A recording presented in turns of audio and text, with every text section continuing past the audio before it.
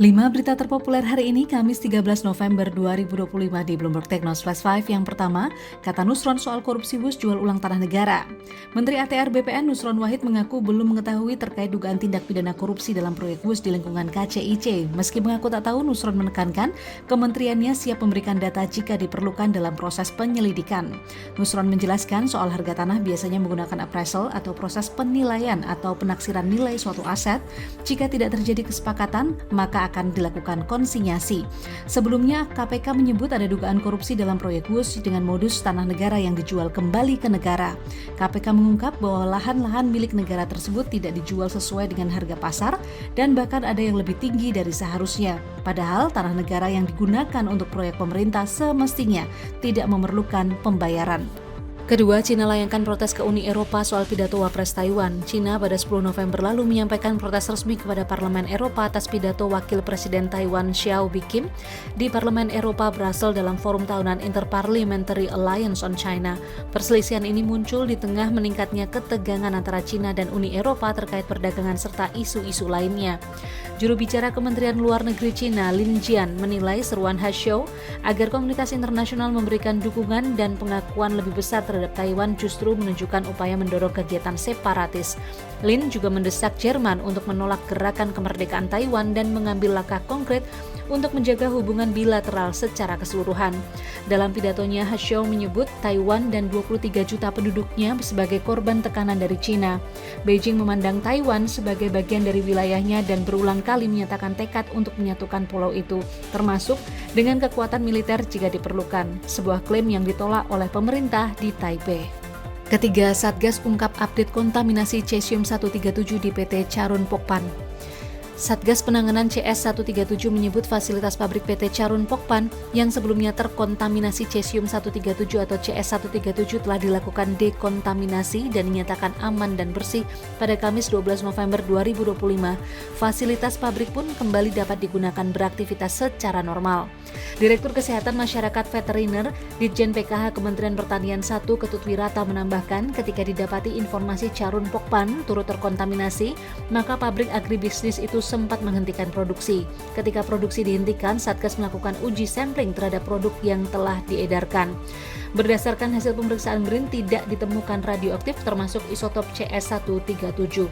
Sebelumnya, Kementerian Perindustrian atau Kemenperin merilis 24 perusahaan yang terpapar radioaktif CS137. Sejumlah perusahaan yang terpapar radioaktif itu diantaranya yakni pabrik makanan olahan berbahan baku unggas PT Charun Pokpan Indonesia Tbk atau CPIN hingga PT Nikomas Gemilang pabrik sepatu merek Nike dan Adidas. Keempat, World Gold Council bicara korelasi redenominasi ke harga emas. World Gold Council atau WGC, Asosiasi Nirlaba Penambang Emas Global pada Rabu 12 November 2025 memastikan rencana redenominasi rupiah tidak akan langsung berdampak pada harga emas. Menurutnya, rencana tersebut justru hanya berdampak pada efek sekunder melalui perguncangan persepsi investor, menimbulkan penurunan tingkat kepercayaan investor internasional terhadap pasar Indonesia. Wacana redenominasi yang mengubah Rp1.000 menjadi Rp1 tersebut muncul seiring Peraturan Menteri Keuangan atau PMK nomor 70 tahun 2025 tentang rencana strategis Kemenq 2025-2029 dalam balait yang ditandatangani 3 November 2025 tersebut. Menteri Keuangan Purbaya Yudi Sadewa menargetkan pembentukan RUU redenominasi rupiah itu akan rampung pada 2027 mendatang. RUU redenominasi rupiah tersebut juga telah masuk dalam prolegnas jangka menengah tahun 2025-2029 sebagai RUU inisiatif pemerintah atas usulan Bank Indonesia. Meski demikian, rencana itu dipastikan tidak akan ditetapkan dalam waktu dekat. Gubernur Bank Indonesia Peri Warjio mengatakan otoritas moneter saat ini tengah fokus menjaga stabilitas ekonomi dan mendorong pertumbuhan dahulu. Kelima, pengusaha pulp dan kertas kewalahan hadapi banjir impor Cina. Komite Bahan Baku Asosiasi Pulp dan Kertas Indonesia atau APKI dalam rapat dengar pendapat dengan Komisi 7 DPR RI Selasa 11 November 2025 menyatakan banjir ekspor Cina tak hanya menimpa sektor tekstil saja. Pengusaha pulp dan kertas juga menyebut bahwa impor sektor ini terutama dari Cina cukup menggerus industri dalam negeri. Hal ini terjadi akibat perjanjian pemerintah yang mengikat secara regional yakni ASEAN China Free Trade Area atau ACFTA dan Regional Comprehensive Economic Partnership atau RCEP. Menurutnya perjanjian ACEFTA masih menyisakan ruang gerak karena tarif resiprokal apabila Cina mengenakan tarif masuk ke negara tersebut. Namun perjanjian RCEP dinilai sangat merugikan industri kertas karena pemerintah membebaskan hampir semua 224 HS atau Harmonized System, nol tarif dari Cina kepada Indonesia, sementara Cina baru akan membebaskan hanya 13 HS.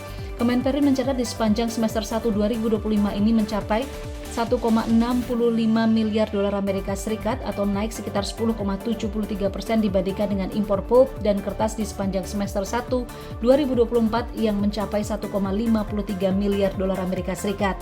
Sementara di sepanjang tahun 2024 total impor pulp dan kertas yang ada di Indonesia mencapai 3,4 miliar dolar Amerika Serikat dari sebelumnya sekitar 3,2 miliar dolar Amerika Serikat di sepanjang tahun 2023. Padahal kebutuhan kertas nasional bisa cukup dipenuhi dari industri dalam negeri saja.